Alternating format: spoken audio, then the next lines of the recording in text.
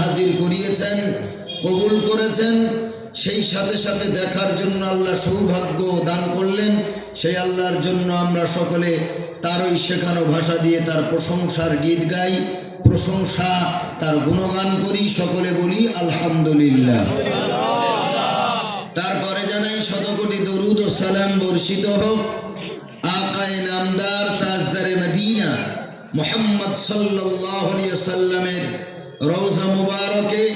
আল্লাহ তাআলা আমাদের মতো গুনাহগার পাপিষ্ঠ অধম বান্দা বান্দির পক্ষ থেকে পাক নবীজির রওজাতে দরুদ সালাম ও শান্তির ধারা আল্লাহ নিবেদন করুন, বর্ষণ করুন। সকলে বলেন আল্লাহুম্মা আমিন। এতক্ষণ যে দৃশ্য আপনারা দেখলেন এটা ছিল জান্নাতের দৃশ্য, তবে তার নমুনা আল্লাহ দুনিয়াতে দেখালেন। সুবহানাল্লাহ পড়েন। আসল খেলা তো জান্নাতে, আসল কোথায়? জান্নাতে। অরিজিনাল দৃশ্য আর অরিজিনাল পাগড়ি, এ পাগড়িগুলোর আর ক টাকা দাম, সম্মানও নেই, কিন্তু ওই যে কাপড়ের পাগড়ি ওর কি বেশি দাম আছে? কথা বলেন। কিন্তু ওই পাগড়ি যখন মাথায় উঠলো তখন ওর মর্যাদা বেড়েছে না কমেছে? এটা দুনিয়ার পাগড়ি। দুনিয়াতে মানুষের সামনে বোঝানো হয় এই ছেলেটা কোরআনের হাফেজ হয়েছে, আমরা তাকে একটা সম্মানজনক কিছু একটা দিলাম। কিন্তু আসল সম্মান তো খুদ আল্লাহ তাআলা দেবেন জান্নাতে। সুবহানাল্লাহ পড়ে। কিয়ামতের কঠিন দিনে কারো গায়ে কাপড় থাকবে না, সব উলঙ্গ। আম্মাজান আয়েশাতুল হুমায়রা বলছেন, ইয়া রাসূলুল্লাহ, সেদিন আমরা লজ্জায় পড়ে যাব, একে অপরের দিকে তাকাবে। আখেরি পয়গম্বর হাবিবুল্লাহ সাল্লাল্লাহু আলাইহি সাল্লাম বলেন, এমন একটা সিচুয়েশন সেই দিন মানুষের সামনে আল্লাহ উপস্থাপন করবেন, ওই সিচুয়েশনে, ওই পরিস্থিতিতে একজন বান্দা বান্দি আরেকজনের দিকে তাকাবার সাহস হারিয়ে ফেলবে। তাকাবে কোথায়? আমার কি হবে, আমার কি হবে, ইয়া নফসি ইয়া নফসি ইয়া নফসি, পাগল হয়ে যাবে। কিয়ামতের মাটি তামা হয়ে যাবে। সূর্য, বুখারীর হাদিস, মাথা থেকে 1 মাইল দূর, কোটি কোটি মাইল দূরে যে সূর্য, তার আমরা তাপ সহ্য করতে পারি না। এক সূর্যের একটা মুখ আল্লাহ ওপেন করেছেন, তারই আমরা রৌদ্র সহ্য করতে পারি না। কিন্তু কিয়ামতের সূর্যের মুখ হবে 12টা, সেদিন সহ্য করব কিভাবে? যেদিন আল্লাহর আরশের ছায়া ছাড়া আর কোনো ছায়া থাকবে না। ভাইরা আমার, আল্লাহ রাব্বুল আলামিন বলেন, ইন্না আরাদনাল আমানাতা আলাস সামাওয়াতি ওয়াল আরদি ওয়াল জিবালি ফাআবাইনা আন ইয়াহমিলনাহা ওয়া আশফাকনা মিনহা ওয়া হামালাহাল ইনসান। জোরে ঘুম ছাড়িয়ে বলা যাবে সুবহানাল্লাহ। আরো জোরে বলবেন সুবহানাল্লাহ। নারে তাকবীর, নারে তাকবীর। এর থেকে দক্ষিণ 24 পরগনার আওয়াজ বেশি। আমরা তো মাত্র 18 থেকে 20% মুসলিম। মনে হয় আমাদের থেকে আপনারা বেশি আছেন। কম? এই 7-8, তাহলে আমরা বেশি আছি। তাহলে মানুষ যেমন আওয়াজ তেমন, কিচ্ছু করার নেই। মুসলমানের আল্লাহ ছাড়া কেউ আছে গো বাবাজি? আল্লাহর নাম নিলে সওয়াব বেশি না কম? সারা জীবন পার্টির জন্য মিছিল করলেন, মিটিং করলেন, খানা দানা বন্ধ করে, গা ধোয়া গোসল সব বন্ধ করে, ইনকিলাব জিন্দাবাদ, আমরা খাবো তোমরা ভাত। মানে এখন তোমরা ক্ষমতা আছো, তোমরা খাচ্ছ, এখন আমরা জিতবো, আমরা খাবো, তোমরা আর পাবে না। ইনকিলাব জিন্দাবাদ, আমরা খাবো তোমরা ভাত, যদি করো প্রতিবাদ ধর থাকবে কল্লাবাদ। এসব বলে খানা দানা সব সারা দিন মিছিল করছে কঠিন গরমে। আর আচ্ছা, পার্টি তোমারে খাওয়ায় না আল্লাহ খাওয়ায়? নেতা খাওয়ায় না আল্লাহ খাওয়ায়? আল্লাহর জন্য আওয়াজ দিতে বলছি যে আল্লাহ তাআলা যে সময় পৃথিবীর নেতাদের ক্ষমতা ছিল না মায়ের পেটে আমাকে আপনাকে খানা সরবরাহ করবে, ওই জায়গায় মহান আল্লাহ তাআলা কুদরতের ক্ষমতায় আমাদের খাইয়ে বাঁচিয়ে রেখেছিলেন। জোরে বলেন সুবহানাল্লাহ। ওখানে কি পৃথিবীর মানুষের কোনো হাত ছিল? হ্যাঁ, ওই সময় আল্লাহ খাইয়েছেন মায়ের ঋতু বন্ধ করে। মায়ের নারীর সাথে বাচ্চার নারীকে আল্লাহ অ্যাডজাস্টমেন্ট করে দিলেন।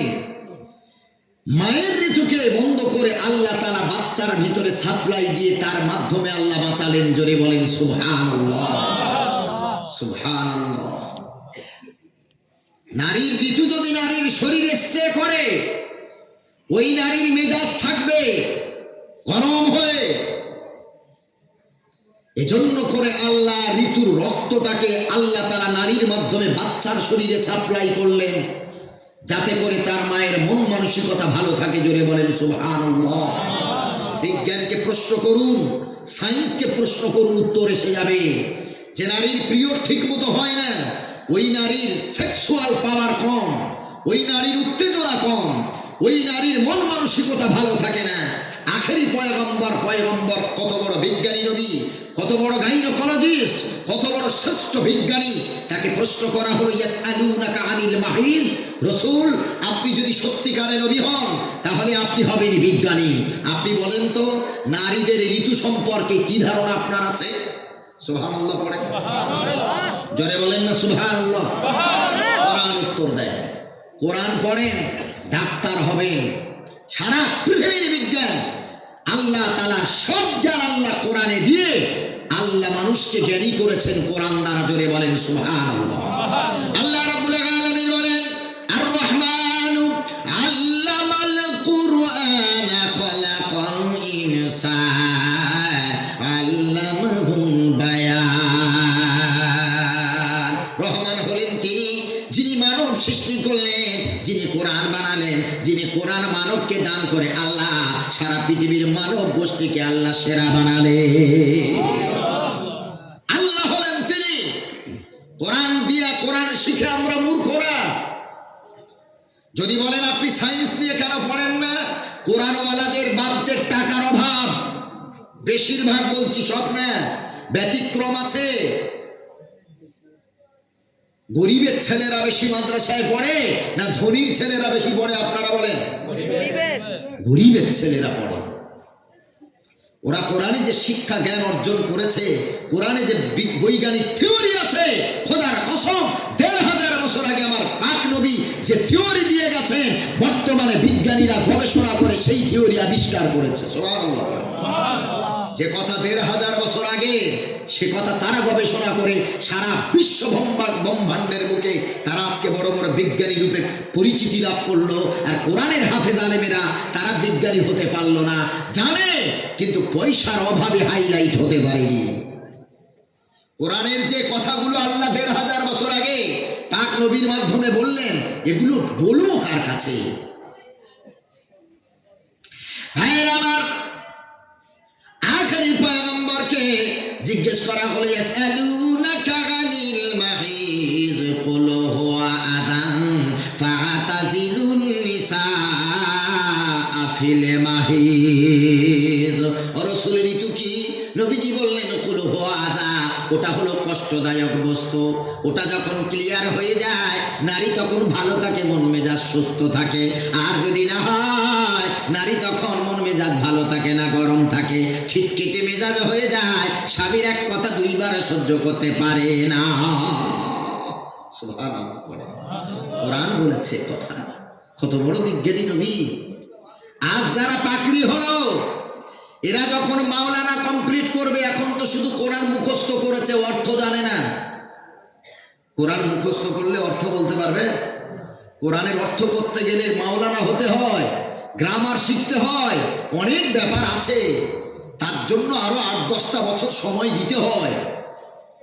কোরআন শুধু মুখস্থ করেছে, তার দাম আছে, কিন্তু যখন সে মাওলানা হবে, কোরআনের অর্থ বুঝবে, তখন তার কোরআনের প্রতি প্রত্যেকটা শব্দে শব্দে, প্রত্যেকটা বাক্যে পড়বে আর তার ঈমান তত চাঙ্গা হবে। সুবহানাল্লাহ পড়ে, কারণ সে তো বুঝবে কি বলা আছে কোরআনে। ভাইরা আমার, আজ কোরআনওয়ালারা হলো বিজ্ঞানী। আল্লাহ রাব্বুল আলামিন কত সুন্দর কথা কোরআনে বলেন। বলতে পারবেন সারা ওয়ার্ল্ডে, সারা পৃথিবীতে সমুদ্র কটা? কটা? 7টা। আমাদের কলিকাতায় পশ্চিমবঙ্গে পড়ানো হয় একটা নামতার বই। নামতা বোঝেন? জি, এদিকে নামতা বলো তো? জি, নামতা পড়ানো হয়। নামতার বইয়ের ফার্স্ট পেজে লেখা আছে, 1 চন্দ্র, 2 পক্ষ, 3 নেত্র, 4 বেদ, 5 পঞ্চবান, 6 ঋতু, 7 সমুদ্র, 8 অষ্টবসু, 9 নবগ্রহ, 10 দিক। এটা আপনাদের মনে হয় পড়ানো হয় না? এরকম আছে? কিছু কিছু হয়তো মিল থাকতে পারে। তাহলে এই কবিতায় বলা হলো সমুদ্র হলো 7টা। যিনি, যে বিজ্ঞানী 7টা সমুদ্র আমাদেরকে জানালেন, তিনি কি 7 সমুদ্র ভ্রমণ করে জানিয়েছেন? কথা বলেন। যদিও ভ্রমণ করেন, কোথা থেকে পাঠ করলেন তিনি? এক একটা ভাগ 7টা বা কেন হলো? কোথা থেকে তিনি সমুদ্রকে শুরু করলেন আর কোথায় গিয়ে শেষ করলেন? এভাবে তিনি 7 ভাগ করলেন কি করে? বোঝা গেল যিনি আমাদের কাছে বলেছেন সমুদ্র হলো 7টা, উনি কেতাব থেকে, কোরআন থেকে ধার করে বলেছেন। জোরে বলেন সুবহানাল্লাহ। 7 সমুদ্র 1500 বছর আগে যারা বলেছে আমাদের নবী পয়গম্বর, আমাদের শিক্ষক মূর্খ শিক্ষক, আর আমরা মূর্খ শিক্ষকের মূর্খ ছাত্র। আমি মনিরুল ইসলাম বলি, আমাদের নবী যদি মূর্খ হবে তো 7 সমুদ্রের কথা 1500 বছর আগে পয়গম্বর আলাইহিস সালাম বলে গেছেন। জোরে বলেন সুবহানাল্লাহ। আরে এটা তো বর্তমানে তারা গবেষণা করে আমাদের কাছে বললো, কোরআন থেকে তারা ধার করেছে। আমি আপনাকে প্রমাণ করাবো কোরআনে কি বৈজ্ঞানিক থিওরি আল্লাহ দিয়েছেন। সায়েন্টিফিক কোরআন। সুবহানাল্লাহ। পড়েন না তাই জানেন না। বাংলা কোরআন আছে, পড়ুন, ব্যাখ্যাগুলো পড়ুন, অবাক হয়ে যাবেন।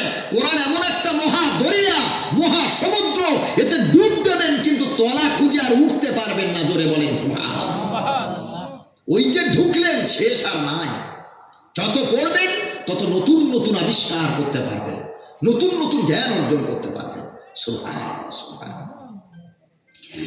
আল্লাহ রাব্বুল আলামিন বলেন, ওয়ালাউ আন্নামা ফিল আরদি মিন শাজারাতিন আকলাম ওয়াল বাহরু ইয়ামুদ্দুহু মিন বা'দিহি সাবআতু আবহুরিন মা নাফিদাত কালিমাতুল্লাহ। আল্লাহ রাব্বুল আলামিন 21 নম্বর পারায় বলেন, ও নবী, সারা পৃথিবীবাসীকে বলে দেন, আমি আল্লাহ আমার নিয়ামতের শুকরিয়া লিখে যদি শেষ করতে চায়, আমার কালেমা, আমার কোরআনের ব্যাখ্যা লিখে যদি শেষ করতে চায়, নবী আপনি বলে দিন, সারা পৃথিবীর যত গাছ আছে সব গাছগুলোকে তারা যদি ভেঙে ভেঙে টুকরো করে করে কলম বানায়, সাবাতু আবহুর, আর সারা পৃথিবীতে 7টা সমুদ্রের পানি। সুবহানাল্লাহ পড়েন। সাবাতুন মানে 7, আবহুর বাহারুনের জামা বা বহু বচন। আল্লাহ বলছেন সমুদ্র হলো 7টা। সুবহানাল্লাহ পড়েন। সমুদ্র কটা? সমুদ্র হলো 7টা। কোরআনের 21 নম্বর পারা। কি কথা বলেছে, অবাক হয়ে গেছি যখন পড়েছি এগুলো। যেগুলো নামতা বইয়ে পড়লাম, যেগুলো সায়েন্সের বুকগুলো পড়লাম, আরো তো অবাক হবেন। আমি যদি এক একটা বলতে চাই, চোখ নিয়ে আল্লাহ কোরআনে কি বলেছেন আর সেই চোখ সম্বন্ধে বিজ্ঞান কি বলেছে, ঠোঁট নিয়ে বিজ্ঞান কি বলেছে, কোরআন কি বলেছে, জিহ্বা নিয়ে বিজ্ঞান কি বলেছে, কোরআন কি বলেছে। কোরআন কেন ঠোঁটের কথা সূরা বালাদে বললেন, ওয়াহাদাই আলাম নাজআল লাহু আইনাইন, আমি আল্লাহ কি তোমার 2টো চোখ দান করিনি, ওয়ালিসানান, আমি আল্লাহ কি তোমার জিহ্বা দিইনি, ওয়াশাফাতাইন, আমি কি 2টো ঠোঁট তোমারই দিইনি। কেন আল্লাহ ঠোঁট, চোখ আর আল্লাহ জিহ্বার কথা কেন বললেন? এর সাথে বিজ্ঞানের কি সম্পর্ক আছে?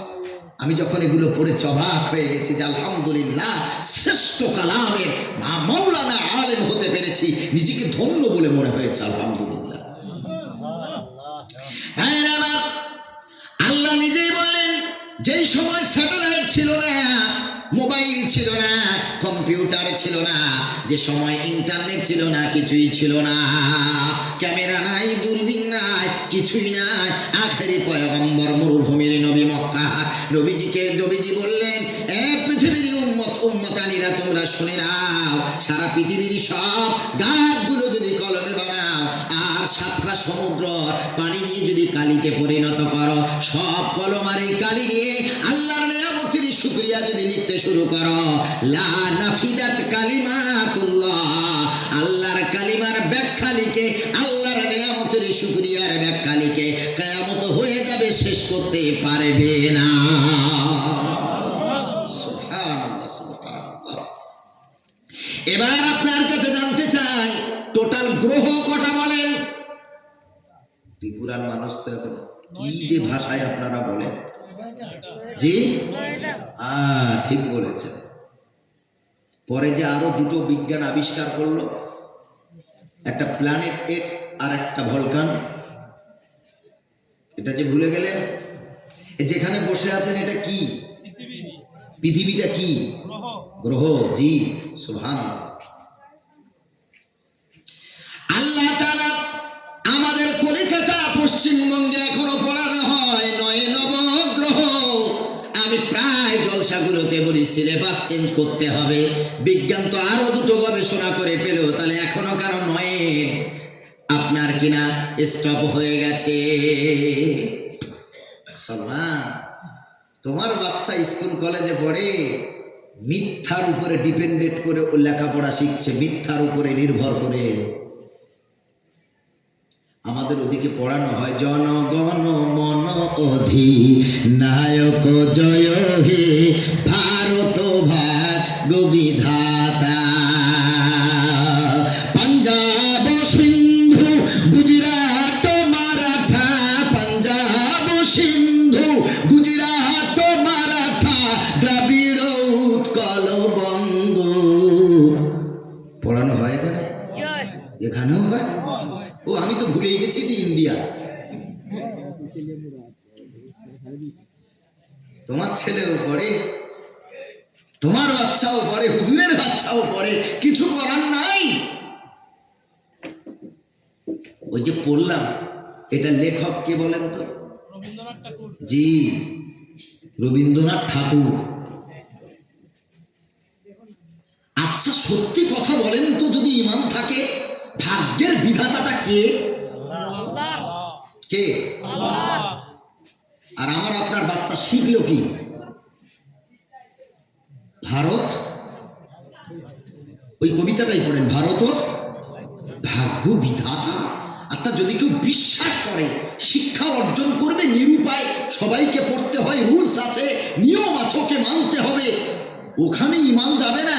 কিন্তু যদি কেউ ওই কথাটা বিশ্বাস করে নেয় যে ভারত ভাগ্য বিধাতা, আল্লাহর কসম ও তাৎক্ষণিক আপনার কিনা বেঈমান হয়ে যাবে। বেঈমান হবে না? হবে না? আল্লাহ রাব্বুল আলামিন বলেন, ঈমানদার যদি হও, আখিরাতের উপরে, ভাগ্যের উপরে তোমাকে ঈমান আনতে হবে। রাসূল বলেছেন, ওয়াল কদরি খাইরিহি ওয়া শাররিহি মিনাল্লাহি তাআলা, ভালো মন্দ ভাগ্য সব আল্লাহর পক্ষ থেকে আসে। আল্লাহ ছাড়া ভাগ্যের মালিক, ভাগ্য বিধাতা আর কেউ না। ভাগ্যের মালিক কে? রুজির মালিক কে? আমাদের বাচ্চারা শিরিক শিখছে, শিরক শেখানো হচ্ছে ওকে।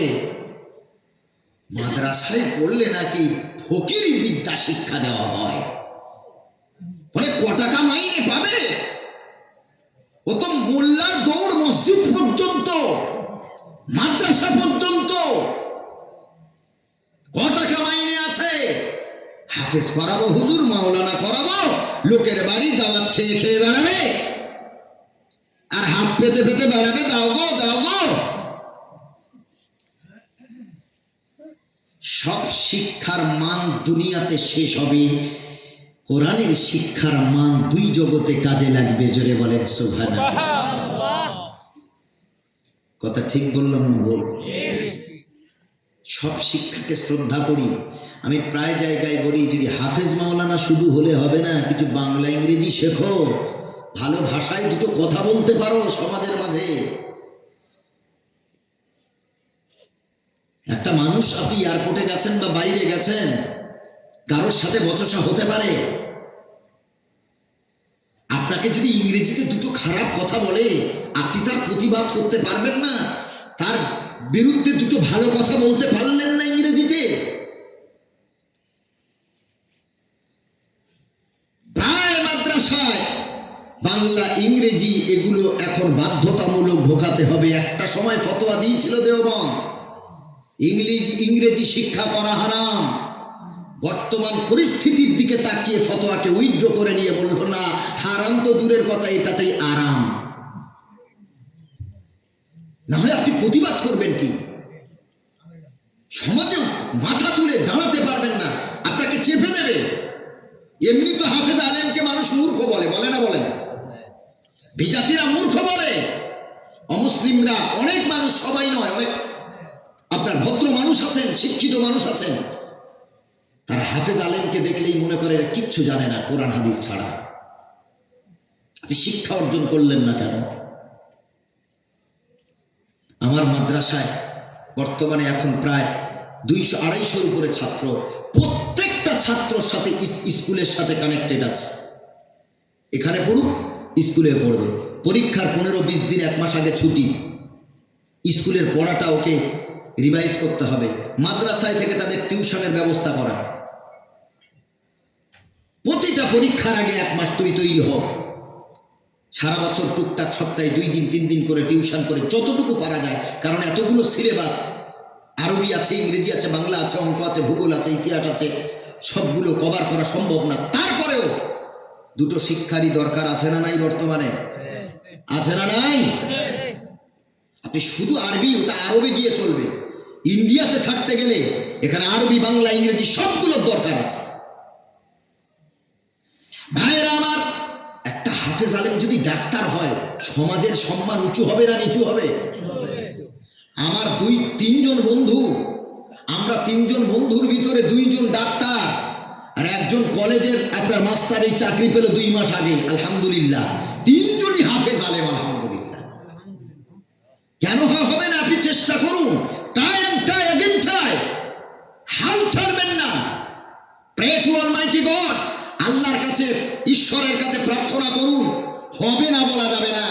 আপনার ছেলেকে মাদ্রাসায় দিন, আপনার বাচ্চাকে ভালোভাবে স্কুলে দিন, আর আপনি তাহাজ্জুদ নামাজ পড়ে আল্লাহর কাছে কাঁদেন, আল্লাহ আমার ছেলেটাকে দিন দুনিয়া দুটোই দান করুন। আল্লাহ দিতে পারে না? পারে না?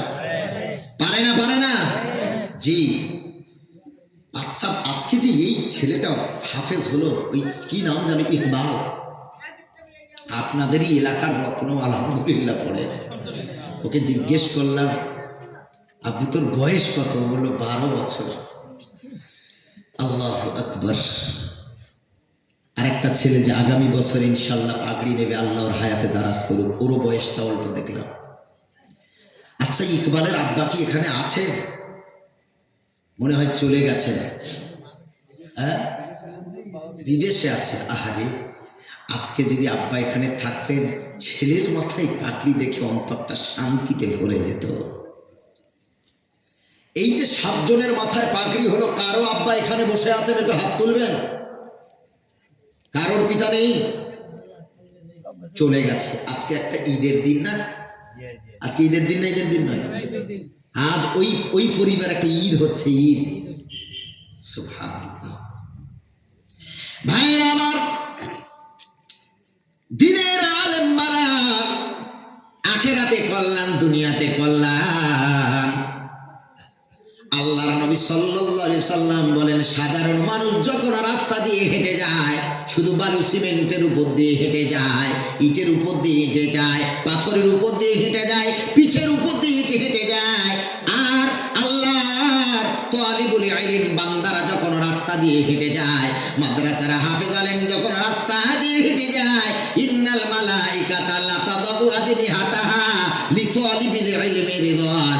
আল্লাহর কোরআনের বান্দা বান্দিরা যখন রাস্তা দিয়ে হেঁটে যায়, তার পায়ের তলায় আল্লাহর নূরের ফেরেশতা তাদের সম্মানের জন্য 2 ডানাগুলো বিছিয়ে দেয়। সুবহানাল্লাহ, সুবহানাল্লাহ। সুবহানাল্লাহ বিহামদিহি।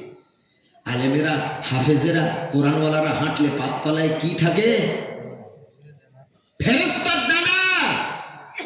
বিদেশ প্রধানমন্ত্রী আমাদের দেশে আসবেন, রেড কার্পেট বিছিয়ে দেওয়া হয়, এয়ারপোর্ট শুনশান হয়ে থাকে, নিস্তব্ধ। আমেরিকার প্রেসিডেন্ট আসবেন, রাস্তা সব নো এন্ট্রি হয়ে যায়। মন্ত্রীর গাড়ি আসবে, দেশের সম্মান, মন্ত্রীকে সম্মান দিলে আমাদের দেশের মাথা উঁচু হবে। একটা কুত্তাও রাস্তায় দেখতে পাই না। মন্ত্রী আসবে, গাড়ি তো দূরের কথা, কুত্তাও রাস্তায় নেই, পুরো রাস্তা ক্লিয়ার, সম্মান। আখেরি পয়গম্বর বলেন, আমি মনিরুল ইসলাম বলি, তোমার রেড কার্পেট পুরানা হয়ে যাবে, ছিঁড়ে যাবে, ময়লা যুক্ত হতে পারে। তুমি যে ফুলের গোলাপের মালা দিলে, ওই গোলাপের পাতা শুকিয়ে ঝরে মরে যাবে। কিন্তু আখেরি পয়গম্বর বলে, নূরের ফেরেশতা, আল্লাহর নূরের ফেরেশতার নূরের ডানা কখনো জং ধরে না, কখনো পচে না, কখনো মহিলা যুক্ত হয় না, কখনো শুকায় না। তারা প্রতিনিয়ত আল্লাহর কোরআনের বান্দার পায়ের তলায় এমন করে তাদের নূরের ডানা বিছিয়ে সম্মান জানায়। ও মুসলমান, শুধু সেখানে শেষ না, আখেরি পয়গম্বর বলেন, মান করাল কুরআন আল মাহিরু বিল কুরআনি মা সাফারাতিল কিরামিন বারারা। নবীজি বলেন, যারা কোরআন ভালো পড়তে পারে, যারা কোরআন পাঠে দক্ষ, যারা কোরআন সুন্দর পড়তে পারে, তারা সম্মানিত ফেরেশতার সমতুল্য। এই যে বাচ্চাগুলো পাগড়ি পেল না, এরা সব ফেরেশতার সমতুল্য। সুবহানাল্লাহ, নবীজি বলছেন। এটা আমার কথা না, আমি শুধু আপনার কাছে সাপ্লায়ার হিসেবে সাপ্লাই দিতে এসেছি, আপনার কাছে শুধু আপনি পৌঁছে দিতে এসেছি। আল্লাহর নবী সাল্লাল্লাহু আলাইহি ওয়াসাল্লাম বলেন, মান করাল কুরআন ওয়া আমিলা বিমা ফি উলবিসা ওয়ালিদুহু তাজাই ইয়াউমাল কিয়ামাতি দাউহু আহসানু মিন দাউইশ শামসি আও কামা ক্বালা আলাইহিস সালাতু ওয়াস সালাম। আখেরি পয়গম্বর বলেন, যারা কোরআন পড়ল, ওই কোরআন অনুযায়ী আমল করলো, কিয়ামতের দিন, মুসিবতের দিন, তাদের পিতা মাতার মাথায় আল্লাহ তাআলা এমন একটা আল্লাহ নূরের তাজ পরাবেন, এমন একটা নূরের টোপর পরাবেন, এমন একটা নূরের পাগড়ি পরাবেন, দাউহু আহসানু মিন দাউইশ শামসি, কিয়ামতের সূর্যের 12টা মুখের আলো হাফেজ আলেমে তার পিতা মাতার মাতার পাকড়ির জ্যোতির কাছে হার মেনে যাবে। সূর্যের কিয়ামতের কটা মুখ? 12টা মুখের আলো। কোরআনে হাফেজের মাথায় আর তার পিতা মাতার মাথায় আল্লাহ যে নূরের তাজ সেদিন পরাবেন, পাকড়ি পরাবেন, খোদার কসম, রাসূল বলেছেন, কিয়ামতের সূর্যের 12টা মুখের কিরণ ওই তাজের কিরণের কাছে হার মেনে যাবে। আরেকবার বলেন সুবহানাল্লাহ। কত সম্মান, কত সম্মান। কিয়ামতের কোটি কোটি মানুষ ভাববে, এই জাতিগুলো কারা, এরা কি এমন আমল করেছে, এদের মাথায় এমন কিসের টোপর, কোন আমলের কারণে আল্লাহ এদের ইজ্জত দিয়েছে, কোন আমলের কারণে আল্লাহ এদের সম্মানিত করেছে। চল চল চল যাই একটু খবর নিই। ও মুসলমান ত্রিপুরা, সব দিয়ে খবর নিয়ে জিজ্ঞেস করবে, বলো হে তোমাদের মাথায় এটা কি, কে তোমাদের প্রদান করেছে, পৃথিবীতে কোন এমন শ্রেষ্ঠ আমল করেছ যে আমলের ওসিলায় আল্লাহ তোমাদের ইজ্জতের জায়গা দিয়েছে। হাফেজ আলেমের পিতা মাতা বলবে, শোনো, এমন কোন ভালো আমল করি নাই, তবে মাসের পর মাস, বছরের পর বছর কলিজার টুকরাটাকে দ্বীন শিক্ষার জন্য মাদ্রাসায় দিয়েছি। মাসের পর মাস ওর মুখে মা ডাকটা শুনতে পাই নাই, মাসের পর মাস ওর মুখে আব্বু ডাকটা শুনতে পাই নাই, ওকে একটু ভালো আদর করে খাওয়াতে পারি নাই, রাতের বেলা ওর মশারিটাও খাটিয়ে দিতে পারি নাই। কত কষ্ট করে দিন বাঁচাবার জন্য, কোরআনে জিন্দা করার জন্য, আর ওদের হাতে ওরা যেন আমাদের জানাজার ইমামতি করে, এই আশায় ওদের মাদ্রাসায় দিয়েছিলাম। দিনের পর দিন, রাতের পর রাত, বছরের পর বছর বাচ্চাকে কাছে না পেয়ে কান্না করেছি, আল্লাহর কাছে নামাজ পড়ে দোয়া করেছি, আল্লাহ আমাদের ওই দিনের কান্নার ফল, আমাদের ওই দিনের ধৈর্যের ফল, আমাদের সন্তানরা হাফেজা আলেম আমলওয়ালা আল্লাহ তাদের বানিয়েছিলেন। আজ সেই কারণে আল্লাহ আমাদের কোটি কোটি শত শত সহস্র কোটি মানুষের সামনে আল্লাহ আমাদের স্পেশালিটি দান করেছে, আল্লাহ আমাদের আলাদা ভাবে এমন টোপর দিয়ে শান্তি দিয়েছে। সেদিন তো ধন্য। আপনি আপনার ছেলেকে ডাক্তার করেছেন, মাস্টার করেছেন দিনের শিক্ষা ছাড়া। আমি বলবো ছেলেটা যখন বড় হচ্ছে, ধীরে ধীরে ছোট্টবেলায় যখন স্কুল পড়ছে, ওকে ছোট থেকে নামাজ পড়ানো, হ্যাবিট করানো, অভ্যাস করানো। আমি বেশিরভাগ ফ্যামিলিতে দেখেছি ছেলেগুলো 6 বছর, 7 বছর, 8 বছর, 10 বছর, 12 বছর বয়স, ওর মা ওর নতুন জামা কাপড় পরিয়ে শুধু শুক্রবার দিন, জুমার দিন মসজিদে পাঠায়। কথাটা আমি ঠিক বলছি না ভুল? একটা ছেলে যদি 6 বছর বয়স থেকে, 7 বছর বয়স থেকে ও যদি শুধু জুমার দিন মসজিদে ওর মা পাঠায়, ও ছোট থেকে মনে করতে থাকবে যে ইসলামে শুধু জুমার নামাজটাই দাম, বাকি কোনো নামাজের মূল্য নাই। ও তো ছোট থেকে ওইটাই অভ্যাস হয়ে যাবে, ও তো ওইটাই অভ্যস্ত হয়ে যাবে। অথচ একটা মা যদি প্রতিদিন জোহরের নামাজের সময় স্কুলে আছে, ওটা পড়তে পারলো না, ওকে তুলে ওর বাপের সাথে যদি ফজরের নামাজে পাঠাতো, স্কুল থেকে যখন ছুটি হয়েছে, মা সারাদিন না খেয়ে বসে আছে, খোকাকে খাওয়াবে, তারপরে মা খাবে। ও মা, এই খোকাকে আমাদের দিন কিছুটি তোমার করতে পারবে না। স্কুল থেকে এসেছে আসরের সময়, মসজিদে পাঠিয়ে দিন ওকে, আর বলুন বাবা তুমি নামাজ পড়ে আসো, আমি তোমার জন্য খানা রেডি করছি, এরপরে মায় বেটা দুজন একসাথে খাবো। বলেছেন? মা বাপ তো নামাজ পড়ে না, তো সন্তান করবে কি? মা বাপই তো ইসলাম থেকে শত হাত দূরে, তো সন্তান করবে কি? অনেক পিতা আছে বাচ্চার সামনে তারা বিড়ি সিগারেট খায় নির্লজ্জ বেহায়ার মতো। বাচ্চা ঘরে আছে, বাচ্চাকে কোলে নিয়ে সিগারেট পান করছে। ওই বাচ্চাটা শিখবে না? শিখবে না? ও তো ব্ল্যাঙ্ক মেমোরি, সব কিছু দ্রুত ক্যাচ করবে। ও মাঝে মাঝে জিজ্ঞেস করে, আব্বু ওটা তুমি কি খাও? বলে বাবা বড় হলে বুঝবে এটা তোমার খেতে নাই।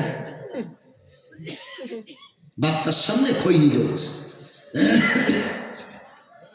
কি আশ্চর্য কথা! শিক্ষকের নেই ইষ্টের টান, কে যোগাবে ছাত্রের প্রাণ?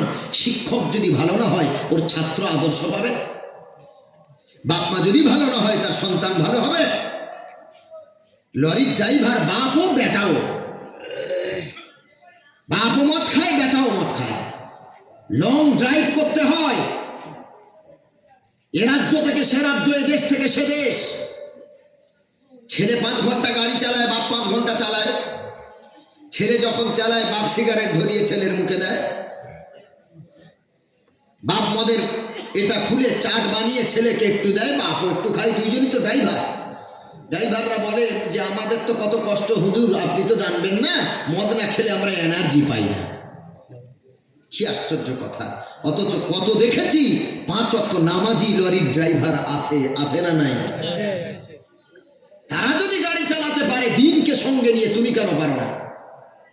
তার মানে তোমার ইচ্ছা নেই, আকাঙ্ক্ষা নেই। তুমি যদি পরিবর্তন না হতে চাও, আল্লাহ কি জোর করে পরিবর্তন করাবে নাকি? জি, আল্লাহ জোর করে হেদায়েত দেয় কাউকে?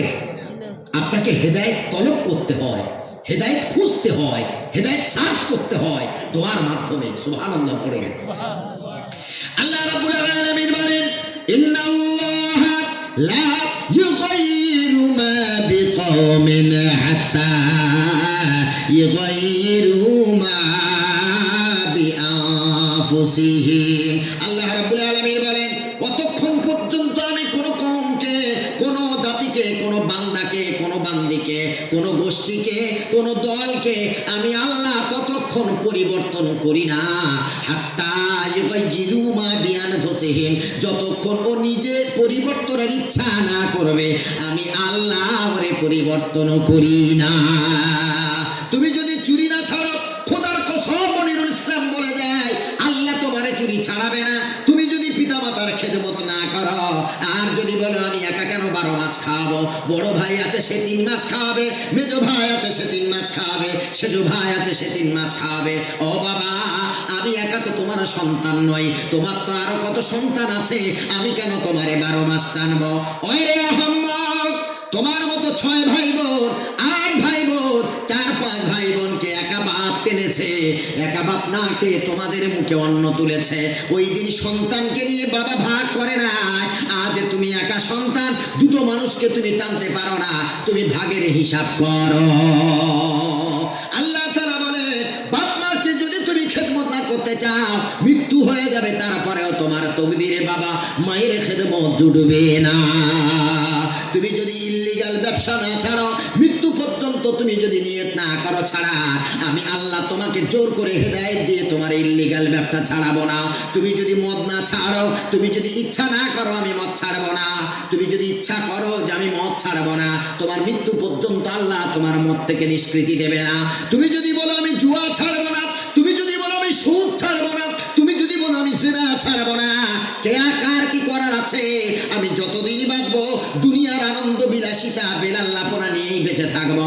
আল্লাহ তাআলা বলে আমার কিঞ্চিত পরিমাণ ক্ষতি হবে না, হাত্তা ইউগাইয়িরু মা বিআনফুসিহিম, যতক্ষণ তুই না ইচ্ছা করবি আমি আল্লাহ তোর পরিবর্তন করব না। তাহলে আগে নিজের নিয়তটা ঠিক রাখতে হবে না? হবে, আগে নিয়ত ঠিক করতে হবে। আজ থেকে পিতামাতারে কষ্ট দেব না, ভাগ করব না।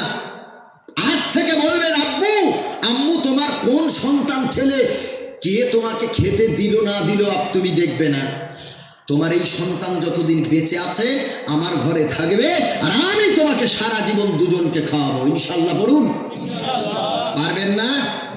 বাপ মাকে দেখবে যারা, আল্লাহ তাদের অভাব দেবে না ইনশাল্লাহ। আল্লাহ রসুল বলেছেন এক হাদিস, সহিহ হাদিস, খোদার কসম বলছি, রসুল বললেন বাপ মাকে যারা কষ্ট দেয়, যেই সন্তান পিতামাতাকে কষ্ট দেয়, ওই সন্তান দুনিয়াতে জীবদ্দশা থাকতেই আল্লাহ এর শাস্তি দুনিয়াতে দিয়ে তবে তাকে দুনিয়া থেকে নেবেন। নাউজুবিল্লাহ। এমন একটা পাপ এটা। বাপ মাকে কষ্ট দিলে সেই কষ্ট দুনিয়াতে আল্লাহ তাকে ফিরিয়ে দেবেন ডবল করে। তুমি তোমার বাপ মাকে যদি কষ্ট দাও, চক্রাকারে আল্লাহ তোমাকেও ঘুরিয়ে তোমার বাপ মার বয়সে তোমারে উপনীত করবে। বাল্যকাল, কিশোরকাল, যৌবনকাল, এরপরে বার্ধক্যকালে তোমাকে আসতে হবে, যেই সময় বর্তমানে তোমার পিতা মাতা, এই সময়ে তুমি তোমার যৌবনকালটা খেয়াল রেখো। যখন তোমার বাপ মাকে তুমি কষ্ট দিয়েছ, এখন তোমার সন্তানকে তার ডবল কষ্ট তোমাকে নিয়ে তবে কবরে যেতে হবে। এ কথাই কোরআন বলেছে, এ কথাই কোরআন বলেছে। পায়ে হাত রেখে বাপ মার কাছে ক্ষমা স্বীকার করেন। ভাগ করবেন না বাপ মাকে, ভাগ করার জিনিস বাপ মা না। বাপ হলো খুঁটি, মা হলো ছাদ। আবার বলছি শোনে, বাপ হলো খুঁটি, মা হলো ছাদ। আর এই দুটো বাদ দিলে বাড়ি ঘর বাদ। খুঁটি আর ছাদ ছাড়া বাড়ি ঘর থাকবে? খুঁটি পিলার যদি না থাকে আপনার বিল্ডিং বাঁচবে? যদি বাঁচতে চান তো এই দুটো জিনিসকে হেফাজত করুন। মারা যদি গিয়ে থাকেন তাদের জন্য দান সাদকা করুন, কারণ তাদের আমলের সব দরজাগুলো আল্লাহ বন্ধ করে দিয়েছেন। আর নামাজ পড়ার তাদের সুযোগ নেই, আর দান করার সুযোগ নেই, আর রোজা করার সুযোগ নেই। আপনি সন্তান হয়ে বাপ মা চলে গেছে, তাদের রেখে দেওয়া সম্পত্তির বর্তমান ভ্যালুয়েশন লক্ষ কোটি টাকা, লক্ষ কোটি টাকা। সেই বর্তমান ভ্যালুয়েশনের যে দাম, তুমি 10,000 দিয়ে কি বোঝাতে চাও? বহুত কিছু দিয়ে ফেলেছ, অথচ যেই ঘর বাড়ি জমিন জায়গা যে জায়েদাত তুমি আজ ভোগ করছো এগুলো তোমার বাপ মার রেখে যাওয়া সম্পত্তি, তার কোটি কোটি টাকার ভ্যালুয়েশন এখন।